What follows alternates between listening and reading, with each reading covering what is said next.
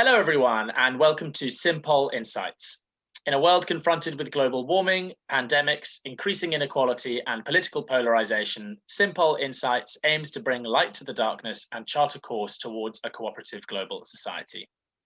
Today, I'm very pleased to welcome Nick Duffell. Nick Duffell is a psychotherapist, trainer, and psychohistorian with a wide experience as a facilitator in leadership development. He writes and broadcasts on psychological issues and has published several books, including The Making of Them and Wounded Leaders, a critical look at the effect that boarding school has had on many of our political leaders, and certainly something that rang pretty true to me. He's also the co-author of The Simpol Solution, along with John Bunzel, and so I'm sure we'll have a lot to talk about. Welcome, Nick. Thank you very much, Rob. Yeah, great. So, when we talk about Simpol, personally, I find myself often coming up against one of two walls. So one of those walls is cognitive, in that people just don't have the sort of systemic cognition to grasp the game theoretical dynamics at play in global politics, and so they can't see the need for it. But the other is really about values. So they see themselves as a member of a nation state first, and any kind of global level political movement is viewed with suspicion. So there's kind of a cognitive and a cultural component to it, but essentially, how do we get people to break free of the prison that nation-centrism puts on people, on the way people view things? Yeah, I mean, that is a $24,000 question. I mean, you're right to start with that, and of course, the cognitive and the value issue, they're interlinked, because we're all sort of we like to think of our own interests first. I mean, that's human nature, but we also have developed over the years, particularly in more progressive politics, a way of empathizing with people who don't belong to the same sort of self-interest groups, and trying to care for them and provide for them in our political institutions. And that's been one of the sort of great the leap forwards that politics has had since the Enlightenment. So we thought we thought of the rights of man, and then we had the various sort of socialist movements and socialist parties, which had an idea, tend to think about the collective. And it's quite interesting in terms of the way different nations respond to that. So, for example, I lived in France for 20 years, where they have a word in France called la collectivité, which doesn't really translate in English.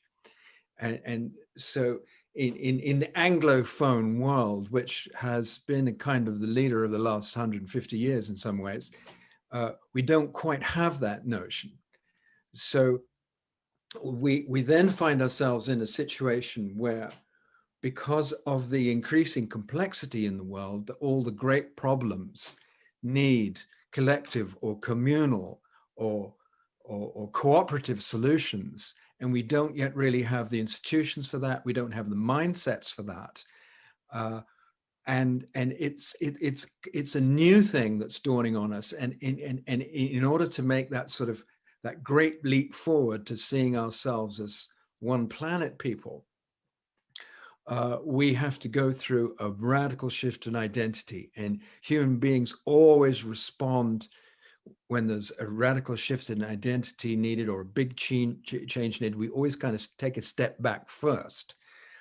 And so I think that's what's happening at the moment, that we're about to approach a big transition period, where we have to think about how to approach the massive problems like global warming, which we can only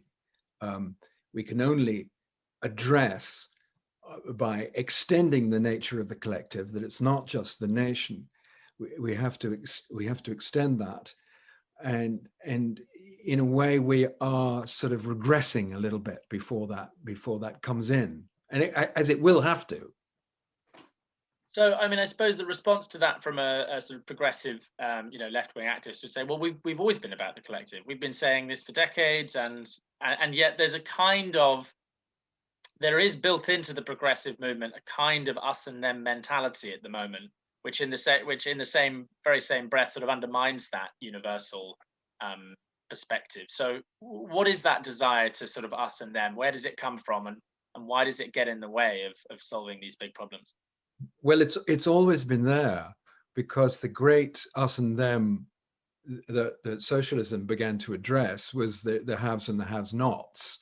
And you could say basically, you know, Marxism is a skillful analysis of the power dynamics between the haves and the have-nots, and a case for things like redistribution of wealth and things like that, which in practice become incredibly difficult to achieve, and then end up setting up more haves and more have-nots in their turn. So, you know, we can look to the examples of socialism in action in the beginning part of the last century and see how quickly they turned into tyranny. So it's got quite a bad press. And then we have the sort of progressive politics of the last few years, which, yes, has always been about the notion of looking after others who are more vulnerable or less capable, and which came in after the Second World War with the welfare state. And in the recent sort of progressive movements, they've come back in a much more polarized way, because the nation, the welfare state was quite good at including everybody in, and that, you know, that came after the Second World War, where certainly in Britain class barriers became much more flexible, and there was a sense of, you know, all of us together, the sort of things that governments have been trying to play on now with the pandemic situation. But then you have the other sort of progressive movements like Extinction Rebellion and Greta Thunberg's climate awareness, which go back into a polarized state, which say, we are the ones who know, and you are the ones who are ignoring the issues. And psychologically, psychodynamically, these actually become very unwieldy, because they turn into basically, we're the good children and you're the bad parents, which psychically, you know, there's very often a space for that psychically. You know, every psychotherapist spends his bread and butter trying to reorganize that dynamic in people's psyche, and have done it in their own training, for example. The problem with it is that sort of us and them is a very uncreative thing in the mind. Is it does not lead to creative out-of-the-box solutions very well, because creative out-of-the-box thinking always comes from a sort of a synthetic approach to thinking. So you have, you know, X and Y, which are polarized, right? What's the synthesis of X and Y? You know, it's a third position. And we're the good children, the innocent children, you're the bad parents, that the Thunberg fans cleave to, is very uncreative in that way, unfortunately. So I don't think it is the way. It's great for bringing awareness to things. It's great for grabbing the headlines. But as you see, it hasn't been very good at mobilizing any solutions yet. That has to come from us all knowing we're all in the same boat. Mm. I mean, I suppose the response to that would be, then it's not really, you know, after all, young people are not really expected to come up with the solutions, are they? They are simply there to draw attention to the problem. And in that sense, maybe there's a place for it, just as long as it's clear that that's what they're achieving, you know, rather than, you know, I don't think Greta would claim to, you know, have all the solutions, or the Youth Strike for Climate movement wouldn't claim to have all the solutions. I don't know, maybe they do, some people do. But I think it's more a question of highlighting the issue. Well, it's both highlighting the issue, but it's also underlying a certain kind of identity structure. And as we all know, identity has been the big feature in politics over the last few years. So you can join a kind of a group. You can have a group identity as being part of the ones who think of themselves as the ones with the right attitudes and the ones who do the recycling and this sort of thing, and that identity is quite sort of satisfying, but it's also quite rigid, and it doesn't really allow for dynamism. So you do need a level of flexibility in the dynamism to come up with solutions to problems where we've got the level of complexity that we have these days, because what's happening in the world is increasing levels of complexity and increasing speed for ideas to get around, and against that a sort of mounting resistance and fear about what's happening to the status quo. So that's a very challenging situation. So I can imagine that actually the solutions will come from the young, actually. And certainly the young who are able to set themselves free from rather rigid identifications. I mean, there's certainly, I think we've all, experienced the seductiveness of that feeling that, like, I am the warrior pushing for what's right. Yeah. If only we can topple the bad guys. It's a very seductive way of looking at the world, that all we need to do is get rid of the bad guys, and then everything will be okay. Yeah, it is. And what it does in terms of the psyche, you see, because my approach to politics is I've always been a political animal, but since I retrained myself in my late 30s and started to look at the psychological underpinnings of these things, I start seeing lots of different levels. So, for example, in some psychotherapies, you have the concept of what we call subpersonalities, or what Jung called personas, which are kind of masks. So I can wear this warrior mask, or let's say this global warrior mask, and I can act out of that subpersonality. But actually, those kind of polarized subpersonalities, it's like they're like various forms of the rebel subpersonality. They need something to rebel against, to give them status, to give them to firm up their existence, and they therefore have a lot of psychic energy or will caught up in that polarization. So you'll find people who are heavily identified with being street fighters, for example. They actually don't want to go into cooperation. They actually don't want cooperative solutions. And I've heard this from certain people in the social justice movement, like, we don't want solutions right now. We want to mobilize this street fighting energy, and so it's not ultimately very productive. And I'm one of those people who think, my God, time is running out. We need to get on with stuff. Yeah. I mean, there's two sort of directions I want to take this question, and one is to say that, okay, but there are quite a lot of bad guys, right? I mean, there are some really terrible abuses of power going on in the corporate world. There are some like very shady political sort of like cronyism that has actually just become visible recently. So on the one hand, it's not like they don't have a point, but the other hand, I want to say is, how are we going to build a political movement that has anything like the same energy? Sort of like, let's all tweak the system until it game theoretically pans out for everyone. It's just not something you can fit on a placard. No. So, no, you're right. So the identity issues are going to have to be there. But and you're going to have bottom-up movements, and bottom-up movements is how we all take part in things. For example, one of the great things about Simpol is it is bottom-up also, but it relies on the fact that at a certain point, in terms of getting things done in the world, you need regulation. So you need laws to be changed. You need in terms of you're probably referring to some of the recent things that have been around. We need to legislate more about lobbying, about tax havens, things like that. And you're not going to do that from the rebels aren't going to be able to do that, because the people who sit on the committees and get things done, we're going to need them too. Yeah. And we're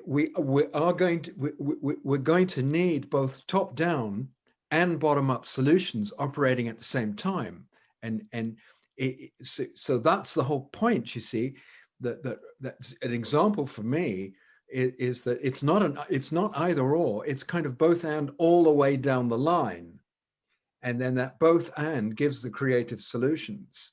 And that's how I think we're going to get stuff done. And some of the best thinkers, I think, in the world kind of know that instinctively. So, okay, so let's say we're talking to you know, a passionately committed environmental activist, you know, who's very much coming from that space of, you know, we need to tear down the system, bad governments, bad companies, start again. What can we present to them that will get them to think with a Simpol lens, that will get them to see the need for something like Simpol to tackle the problems that they care about? Yeah, well, the main problem you've got with the sort of progressive postmodernist side of things is the fear of hierarchies. So, and you can understand the fear of hierarchies because they look to the past and to look to social structures, and they see how power has been very top down. And women have only just had the vote of a few decades, as it were, and so they're not wrong about that, to be wary of hierarchies. But the problem with all that sort of progressive movements, they tend to throw the baby out of the bathwater, because the whole cosmos operates in a hierarchical way, but it's a hierarchy of complexity. Everything, there is a pyramidical structure of complexities in the world, and it's the same in every department. It's the same in politics, it's the same in economics, the same in psychology, it's the same in the human body. There are hierarchical structures which have greater organizing capacity over a greater whole. And so one of the things you have to do is you have to say, don't be too afraid of hierarchies, because actually, if you're not using hierarchies of complexity, you're going to be unable to prioritize. And a friend of mine who consulted to one of the major ecological organizations said it was a nightmare getting any decisions made, because people couldn't prioritize, because they were also afraid of hierarchies. They were also afraid that one view would thought to be better than another view. But that is how you make choices in life. You do it by discriminating out and finding solutions that work for the greater good. So that's the first thing. Don't be so afraid of hierarchies. Don't be so afraid of having to work with your someone who has different views, because that's how politics works for example, in all social democratic countries. They always have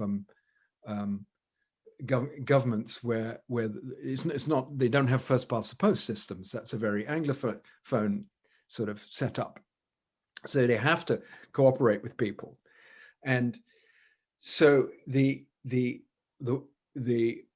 way of both making compromise and getting to syncretic solutions is quite similar.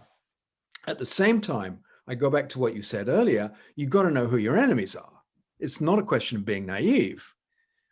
You could say, Obama, who I think was quite a good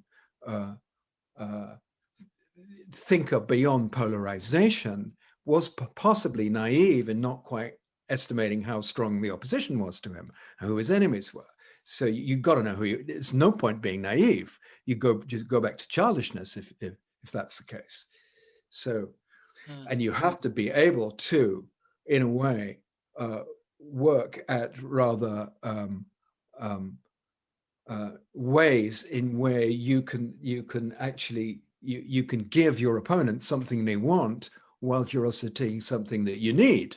So it's anything to do with politics is not a squeaky clean business. I mean, that's, it's dealing, but it's you don't even get to the table dealing when you're just denouncing your opponent. That doesn't work. It was reminded me of a quote which I've been trying to look up while you were talking, but it's a Martin Luther King quote, and he says, "Power without love is reckless and abusive, but love without power is sentimental and anemic." Yeah, precisely. Yeah, and but it's so tricky, that, of course, because I mean, everybody can see quite clearly that basically, to make it to the top in politics, you have to be unbelievably morally flexible. And so in the end, you get a load of political leaders who are very strategic, very kind of like self-interested, and willing to kind of compromise on their values, basically. Our current prime minister being just about the best case in point. So it is difficult, that. How do you make it through the gauntlet and yet still come out in a position to actually do something about some of these problems? Well, I mean, you're right, that happens. So not everybody is cut out for politics. Yeah. And you just before we were talking, you quoted that the Danish party, the Alternative, and the Alternative Party in Denmark managed to get 11 seats about 5 years ago, and of course they're having to work with all their coalition partners. And you've got a situation currently where you've got the Greens coming back into power in Germany. So you don't.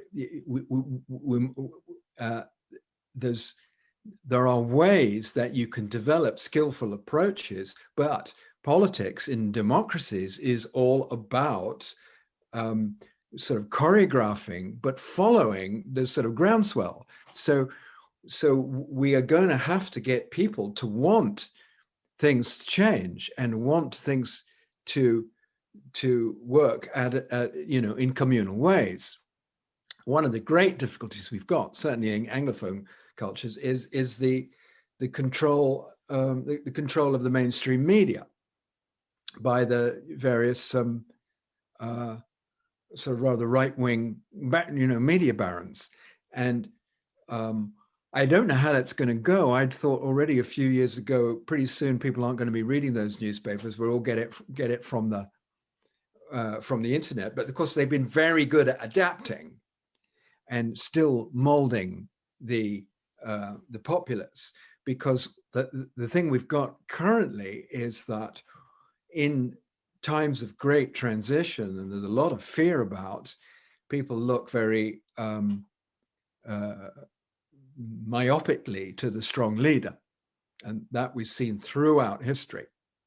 So we're in that kind of a period at the moment, and maybe things do have to get a bit worse first before people see the sense in some of these communal cooperative solutions.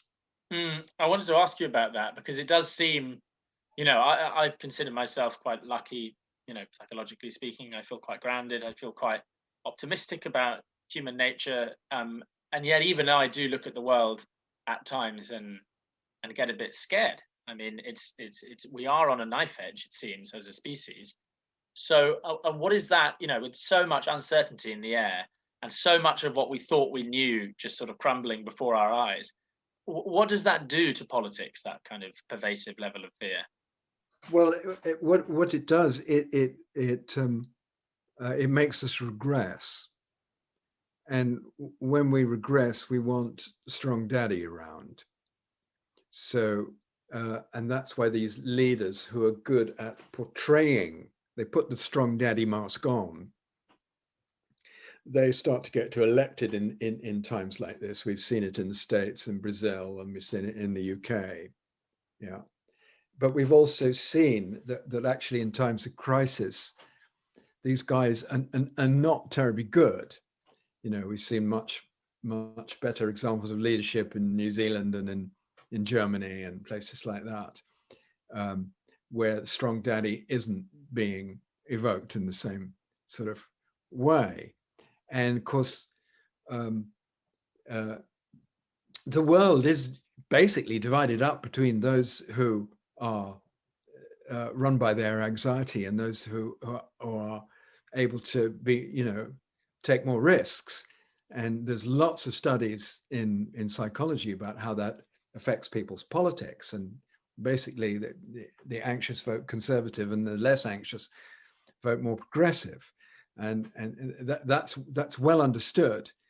But it's also the very interesting thing is what are we going to do going forward with our ability to empathize? Do we actually extend that, because that's in a way what's called for, or do we retrench in the way we're doing now, and go back into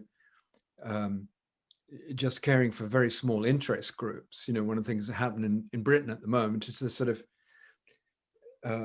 the white Englishman is signaling his feeling of being entrenched with all the immigration and everything that's been going on, and the sort of politics of liberalism, and at the same time all the traditional outlets. And this is why it's terribly difficult to predict at the moment, because the whole nature of the demography is changing, isn't it? Because the people who used to get their employment by pulling levers on machines, now the machines are pulling their own levers, or people in faraway foreign countries are doing the lever pulling, and there's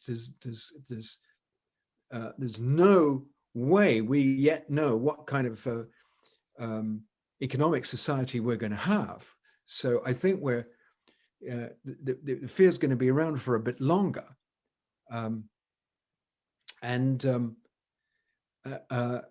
not sure whether that actually can be addressed terribly well at the political level in the current form. So it may be that people will see the worsening of the climate, or we start to get food shortages or things like this, and will start to expand their circle of concern. And certainly when that starts to get very dire, I think they firstly will look again to many strong leaders, and then what you tend to get with these rigid strong leaders is actually you get authoritarianism, which works in a limited way for a short time, but it ends up failing, and it ends up turning people against them. You only have to think what happened in the 30s. That came out of fear and despair and a lack of seeing a future in a Germany that was being punished by the Allies, and it mobilized terribly well. It's good at mobilizing, but it can't produce sustainable solutions. You mentioned the white working class who feel entrenched, or feel that Englishness is under attack. I've worked a fair amount in the north of England, particularly the northeast, in sort of County Durham, and in precisely these sort of communities where the socioeconomic situation has been dire for a long time. But it does seem at the moment that so I can have a huge amount of sympathy for certainly their situation.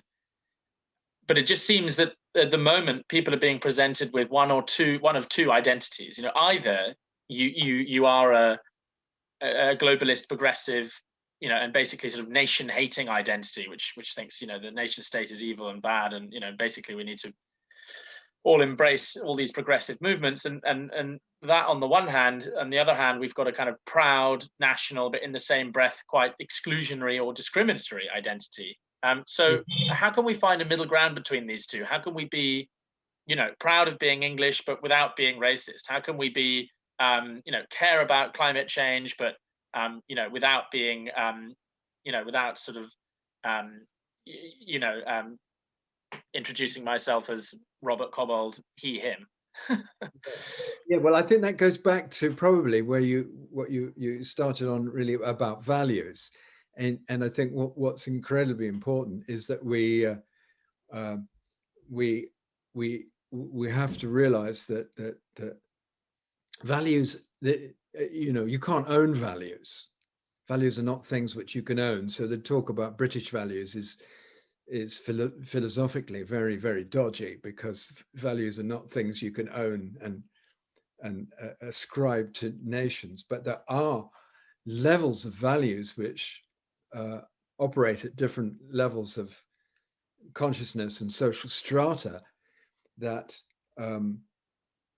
that are there. And for example, what I think one of the things that we haven't done over the last few years, and the sort of liberals are very guilty of this, is we've failed to acknowledge the value of the values in the traditional blue meme sort of cultures, where these are the people who are going to put your electric cables back on when you've had a big storm, or who are going to fix the plumbing, and who are going to keep the infrastructure of the world working. And we had a sort of a little sort of over emotional dab at that, with the sort of praising the nurses, in the middle of the COVID crisis. But actually, there are people who need to feel valued for what they've done, and they need that to be recognized. They need not to be thought that they're stupid or racist, or that they're not meeting up to sort of postmodern criteria and being able to follow all the sort of gender fluidity. That's never going to be their approach. So we need to value those people. We need probably to do something a little more to downplay the culture of individualism, which has been coming in over the last few years. The other thing that's going on as we move from an industrial nation to this sort of service industry business. I mean, the service industry basically is either everybody being self-employed, or everybody, on a moped delivering pizza. And of course, so you get you get a precariat, and then you get a very large kind of self-employed thinking much more about me and my business and my consuming than the kind of collective sense you would get in the old industrial communities, where there were unions, and where I think this is why it's still very noticeable in these sort of fishing communities in the northeast, where you can't survive, you can't live without a sense of the collective. Everybody relies on one another.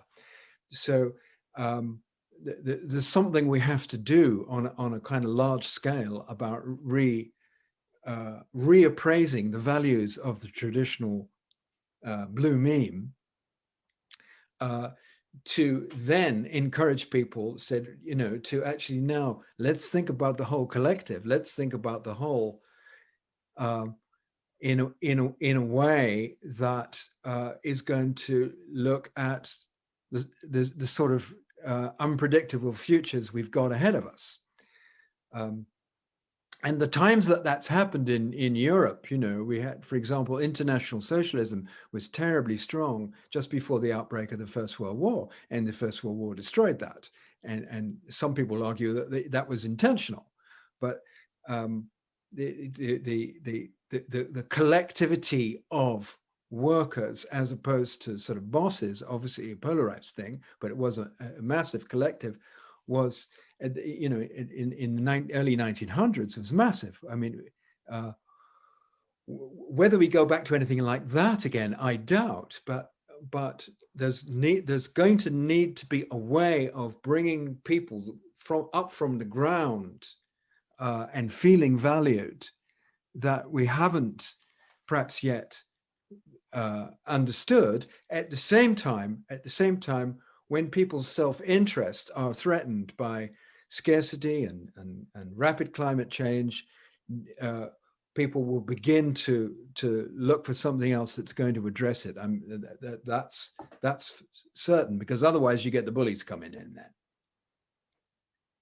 You've written about the need for a politics of the heart, and you know, first of all, what do you mean by that, and why do you think it's so important that politicians have the space to be vulnerable? Well, I think because is the great lesson in working within the psyche is that the psyche is always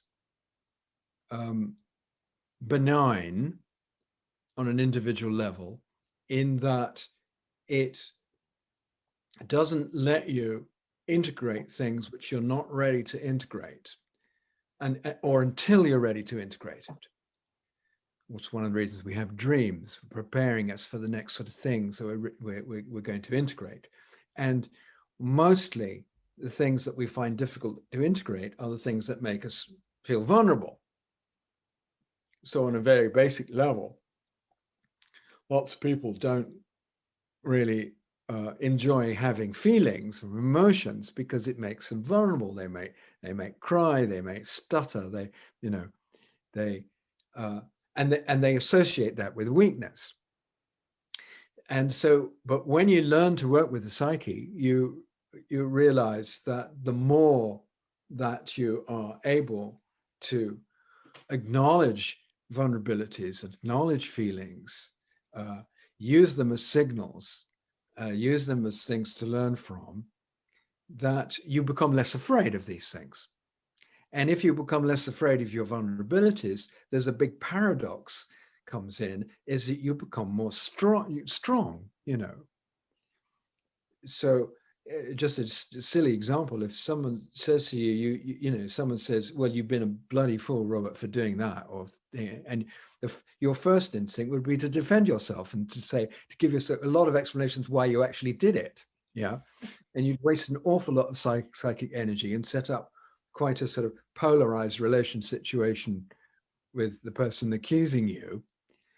On the other hand, if you were to say, oh, you're right, perhaps I wasn't thinking straight, the conflict ceases, the energy between the two of you calms, you have a chance to self-reflect and self-critique your actions and to learn.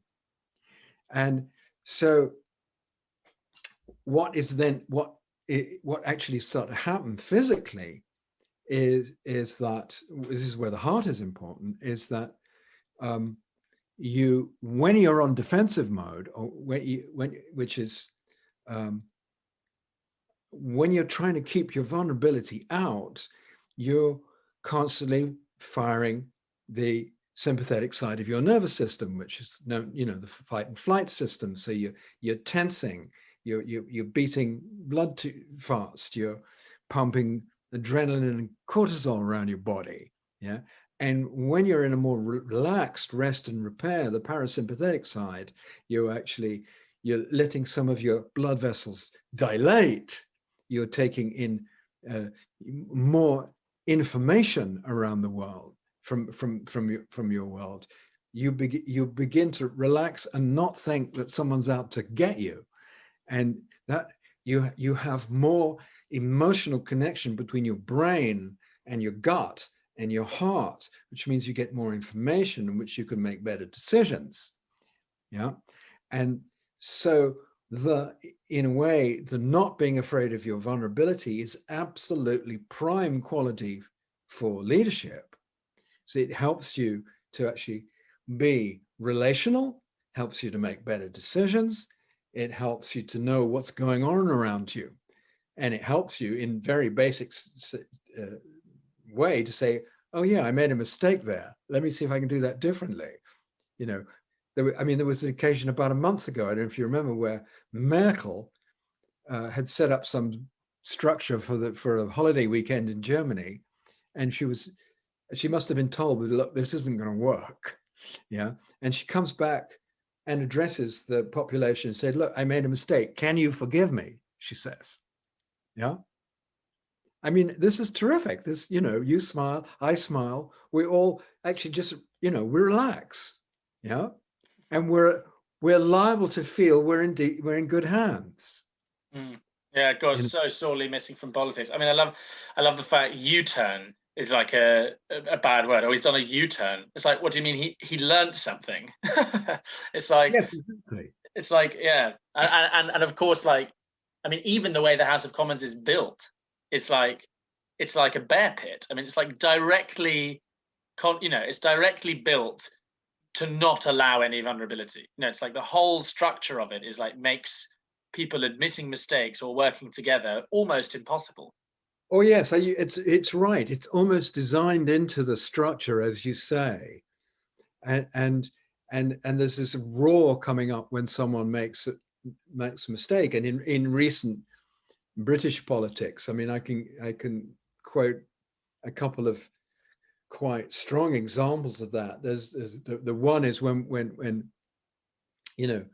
at the end of his time, Tony Blair, who was undoubtedly the most able politician we've had in a long time, and had actually very good vision and very good speaker, but of course led us into Iraq, which is terribly unpopular and arguably catastrophic for the Middle East. And everyone was warning, don't do it.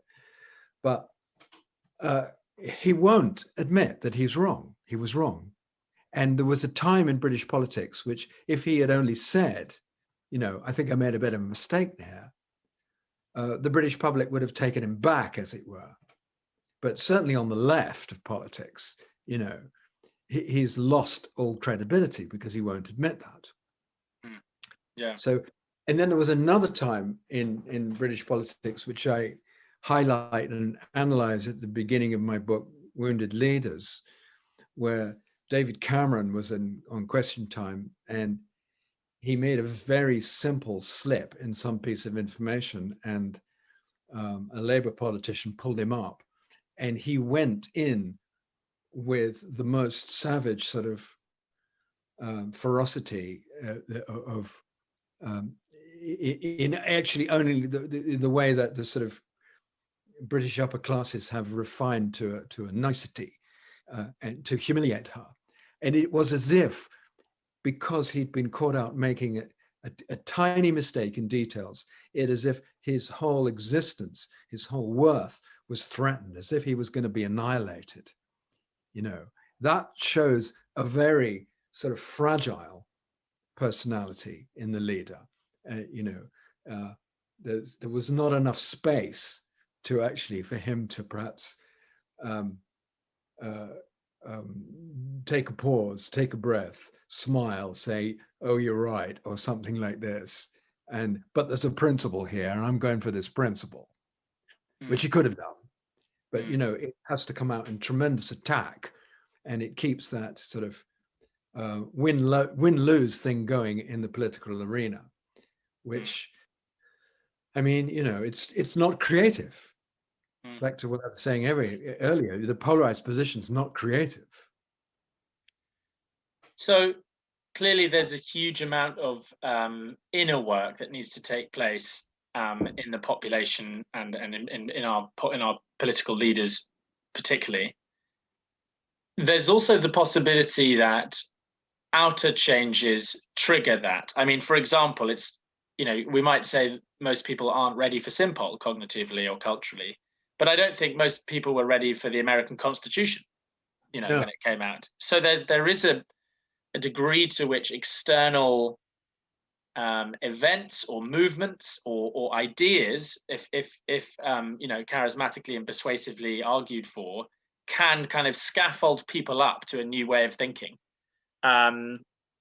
So how should we think about the need right now for the balance between inner and outer change? Where would you place the emphasis at the moment? Well, I mean, the one thing I would say, which probably people aren't going to like, is that I would say that the in the corporate field, people are way ahead of the game from politics, because in the corporate field, people have been using consultants for like years now, and they have much more understanding of sort of what we would call personal development than in the political sphere, and so and are much. I mean, don't hear me saying corporations are good. That's not what I'm saying. But I'm saying that that the running large companies is not just done by tyranny. It's done by actually very skillful person management, for example. And I I cut my teeth 20 years ago working actually around big pharma companies when they're trying to encourage creativity to make faster discoveries in the drug world. And one of the things that we were employed to do is to really help them with their thinking and help them to be self-reflected thinkers and much more relational and much more able to work, across disciplines and cross-disciplinary teams, because the traditional structure in corporations is they were, sales and marketing and PR and R&D just didn't talk to each other. And so there's been an awful lot of work in the last few years getting all these things to tie up, which does develop a much more creative attitude. I think politics is still a bit behind the game there. I think there are tremendously important signs in what's happening from the ground up. Also, not to be overlooked. If you look at young people and the amount of people who are now sort of vegans, and who are vegans, I mean, it sounds like a lifestyle choice or a diet choice, but a lot of young people I talk to, they're vegans because they kind of feel in their bones that the planet needs it, And of course, I got to put an interest here. I like a bit of red meat, but we know that actually that level of agriculture has got a tremendous toll on the environment. So we are starting to get one of the ways you could say that the sort of in a way the earth is feeding back through the people on the earth that a change is needed, because we can think of ourselves as separate from the planet, but we're actually not. That's a kind of modernist way of looking at the planet. That's what's done such tremendous harm all the way along. But actually, we people are of the planet. So I think it's terribly interesting that that young people are developing this, becoming vegans in droves at the moment. Yeah, no, it's interesting. I mean, they say that each generation comes along to solve the problems of the generation before it. Well, I mean, another way of looking at that is the earth sort of cultivates the next evolution of values in us that it requires or that we require. There is a sort of I've had that thought before, that in some way the universe seems to be eliciting the response from us that it needs, if only just in time, dragging, yes, kicking and screaming. Yes, it is just in time. You're right, and it is just in time that all major breakthroughs happen. Actually, it's when you get to the limit of a certain way of working, something new comes in. And I know it sounds terribly new agey or cranky to suggest that that the earth itself is doing this, but when you think about notions of the collective, I mean, where do you stop? I don't know where you stop. Jung talked about the collective unconscious, which is I think a terribly useful concept, which we don't employ very much. But the collective unconscious is this great sort of store of values and aspirations and ideas that mankind's bringing up. Has been sort of like a great library over the years, and of symbols and images and stuff, and it has its own impetus, Jung would say. And in a way, we talked about values earlier and talked about not being able to own them. Well, there's sort of Neoplatonists would say that values are existent, they're self-existent. Well, where are they? Well, maybe they're in the collective unconscious. Uh, we don't know, but there are movements that are greater than individuals. I see this veganism perhaps as one of them, and the sort of perhaps the search for gender fluidity may be another one. I don't know, in a way that there is a way that young people are kind of will be taking control of their own destiny in some ways, because economically, the outlook doesn't look good for the young. They're going to, all the economic forecasts saying is that the people are going to be less well off than their parents. That's a sort of universal prediction at the moment, because we've come out of 70 years of growth following the Second World War, and that's really come to an end. So something else is going to happen. And I also notice that, for example, another thing is that I've been on various sort of internet sort of chat room, what sort of groups, think tanks. And I notice amongst young people, when they introduce themselves in these things, that they don't say, my name is Eric, and I was born in Copenhagen. They as I would, as I would on an international. You're from Copenhagen. No, I'm not. But I would I'd say I'm Nick. I was brought up in London, but I lived here and there. But no, they don't say that. They say where they're working now. My name is Eric, and I live I work in Berlin, or I'm in California doing this. And what I notice is already the idea of the nation is already amongst the intellectual young is an idea whose time has passed. There are certain cities in the world where you really feel it. Berlin is one of them. Yeah, actually, nationalism has. I'm not saying it has no use, but it's they're kind of feeling from within themselves that nationalism doesn't take you any further, and that they identify globally. So I think there are those kind of movements, Rob, and that they're coming at the same time. They don't get nearly as much publicity as the sort of the new chauvinism, and they don't make as much noise as the new chauvinism, but I think they're also coming.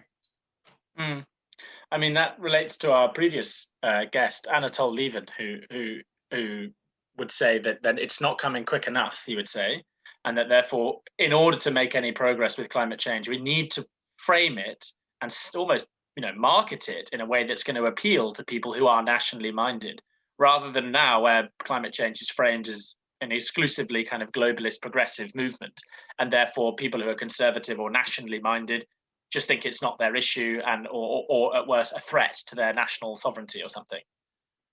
Well, it's probably good. Yeah, it's probably good. I haven't heard that one, but it's you get. I mean, for example, you had the Biden's new Secretary of State, I forget his name now, made a speech just the other day in which he made a case for two things very strongly. He said, one, America coming back into the international scene, and two, he said, because the kind of problems we're facing, no nation can do on its own. So people who are actually at the top and who are not just putting on the good daddy mask and making sort of chauvinist propaganda know this. They're not idiots. They know it. A lot of the things that we're saying are actually common sense. And I think what your last guest is saying, well, how do we market common sense? Now, yeah, that's not. I'm not a marketeer. That's not my strong point. I'm more